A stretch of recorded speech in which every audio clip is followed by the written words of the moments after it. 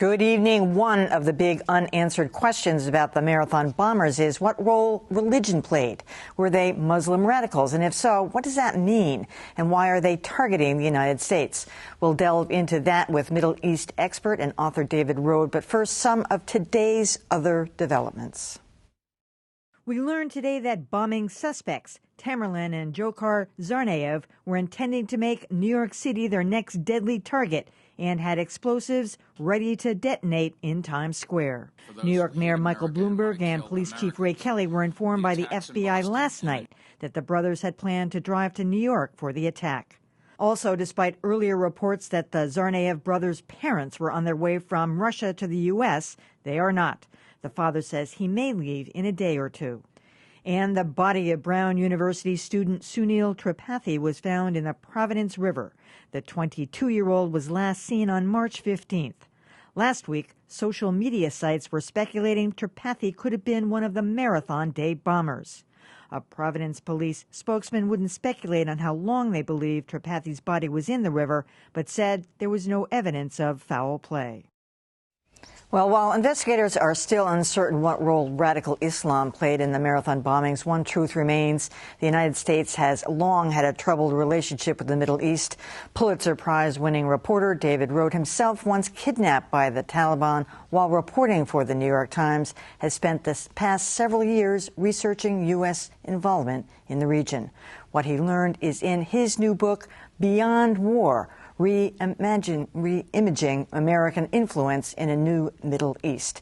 And David Rhodes is here. Welcome, David. Thank you for having me. Of course, we are obsessed with all things bombing, but you have a very special insight into this, because one of the things that we really don't understand is what it means to be a part of a radical Islamist group. What is jihad? What is this about? You lived with these people for 7 months. Yes. My guards, when I was kidnapped, were absolutely convinced that there was this massive international conspiracy by Christians and Hindus and Jews to obliterate Islam from the face of the earth. They were completely convinced of it. No matter what I said, they didn't believe me. They thought, the 9/11 attacks were staged. That allowed the U.S. Army to invade Afghanistan, and they believed that U.S. troops were forcibly converting Afghans to Christianity. It's a slow process. Usually these are alienated young men, and then they watch a lot of these videos. That might be the case here in Boston. We don't know what happened. But it's, I don't want people to think it happens overnight. There's been headlines, sort of the terrorists next door. But some, I think young men can fall prey to it. Well, but is it a form of brainwashing? Because even the mother today was saying that she thought that the bombings in Boston were staged. And, I have seen a video. Well, is it wishful thinking, or do they really believe it? I think if you actually carry out a suicide attack, you really believe it. And what they do is they tell them that your earthly relationships don't matter. All these Americans are all they care about is the pleasures of this life, and what matters is your relationship to God. And they're told you're going to go to heaven. All the stories of all the virgins, and they really believe it. I lived with a young man for 6 weeks who was training to be a suicide bomber, and he said he was eager to die, and it was going to be a better life, and he was, ready to carry out his mission. Do you know if he did? I don't know. I'm happy to not know what happened to him, and I felt that the older ones. There's a lot of speculations about the two brothers and their relationships. I really resented the commanders that were sort of brainwashing these kids and then sending them off to die. But it's the sense that their faith, their culture is under assault by this nefarious, American-led, conspiracy, and they've got to take these extreme measures to somehow stand up. And I know it sounds crazy, and again, it's very slow. One of the things I'll say, and it's hard to say this, particularly in Boston, is it's horrific what happened. Law enforcement did an incredible job, but at least in this Canadian case, the one that's just come out now with the train, it was other Muslims that reported the plot to people. And I think when jihadists make these attacks, they want to divide us along religion lines. They want us to discriminate against Muslims. And it's hard, in this kind of climate to turn the other cheek.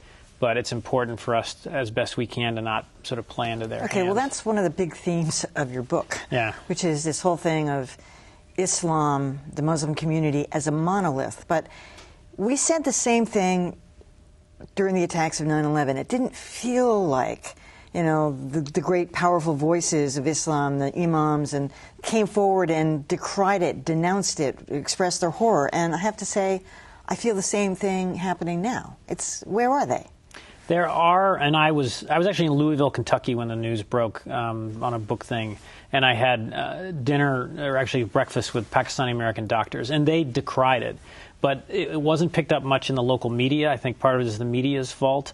And I think they have, generally there's been condemnation from Muslim Americans. They're also afraid right now, and I think they need to come out more and talk more openly in their community. This Pakistani American doctor previously had arranged like an open house for his mosque, just to have people come in and see it's a house of worship. There's not nefarious things going on there.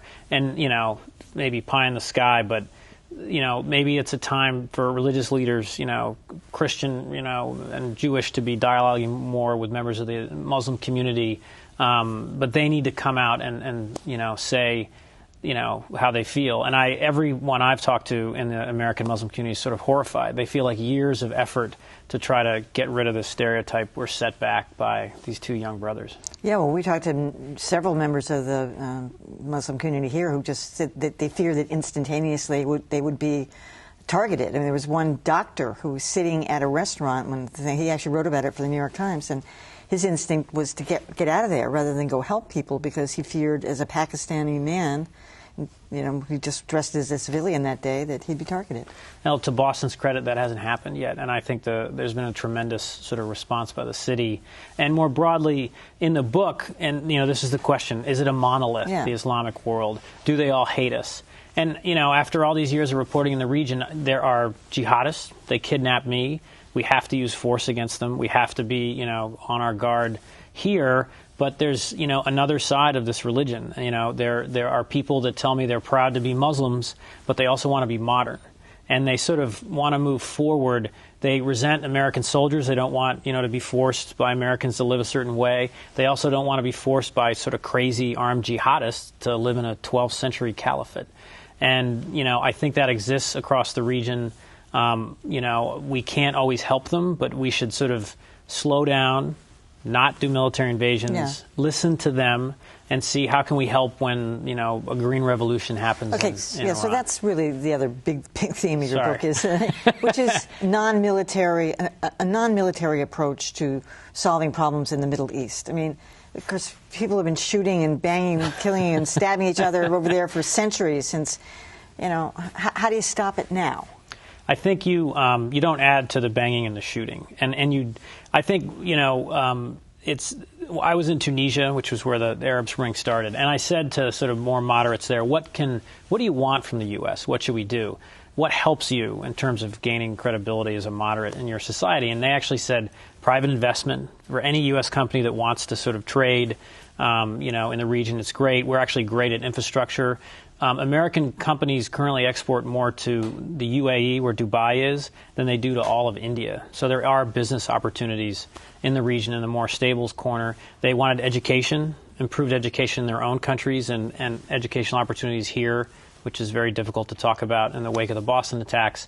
And then they said in Tunisia and in Egypt that they want tourism. It actually helps their economy. I'm not suggesting people go to Egypt. It's very unstable. But Tunisia, potentially Turkey. And I said, what's worst? What undermines you? And they said this military approach, invasions and drone strikes, because it plays into these jihadi conspiracy theories. And I wish we could forget about the region. We'll be less dependent on Middle Eastern oil, but the European economy depends on it. China's going to depend on it. And Iraq and Afghanistan were a disaster. But I'm trying to argue that there's something between 100,000 troops and doing nothing. And you say it's going to create odd alliances, like working with the Muslim Brotherhood, not against them. And I would credit the administration. They like in other areas, they talk a good game, but they haven't implemented very well. But in terms of the Muslim Brotherhood, I think they did seem to win the election, and letting them rule, we're very afraid, they're the Islamists and they're very dangerous. And there was some talk about, should we back the Egyptian military, lock them all up? The Muslim Brotherhood has done a terrible job ruling Egypt. Let them, hold power. They will either moderate because they need to create jobs and be more modern, or they'll fail. And you know, it's a chaotic situation in Egypt, but I think slowly the Brotherhood is kind of losing its appeal to average Egyptians. We sort of have to hold our nerve, and we're Americans. We want to go in and do something, but kind of wait, and hopefully the opposition there will slowly get stronger. In the foreword to your book, I have to say this, you talk about how you didn't go back to the Middle East after what happened to you there, and a lot of your reporting was gleaned from other sources, and of course your deep knowledge of the area anyway, but can you ever imagine in a repertorial situation going back? I didn't go to any war zones. That's a sort of agreement with my wife and my mom and my family. So I went to Tunisia, which is very stable. I did not go to Egypt because that, you know, with the demonstrations there. I went to Turkey, which was absolutely fine. And a couple trips to Turkey, and I went and talked to Syrian refugees there. So no, I mean, I've made a personal decision that my days as a war correspondent are over. So I haven't, you know, I'm lucky in a sense. There are many, many brave journalists that are doing that kind of coverage, and we need it. But the book's not perfect, but I just clearly see this divide. You know, again, we see chaos in the region. It's this historic struggle that will control sort of politics and culture and even, you know, Islam in a sense for decades. And if we can help these moderates, we should. And again, we shouldn't think that, you know, they all hate us. Just quickly, I want to ask you about what Syria today, because according to the New York Times, it's like not only are they, you know, firing chemical weapons on their own citizenry, the rebels, but now they're trying to position some of these rebels as the bad guys and having us, the media, be part of it by introducing them. What did you make of that? It's the same game. It's very clever, and they know that we're afraid of jihadists and we'll overreact. So that's what Assad's trying to do. He's trying to say the rebellion is a bunch of terrorists and you want to back me. I was speaking with someone who has, you know, relatives there, and there are a lot of Islamists in the rebels now. They've come in because they have weapons and they have money, and we've sort of been sitting back. And, you know, it's a tough situation. I'll say again, it's not a perfect proposal, but I think we should let countries like Turkey arm some of the more moderate elements in you know, the rebellion. And, you know, we have to back a horse in this thing.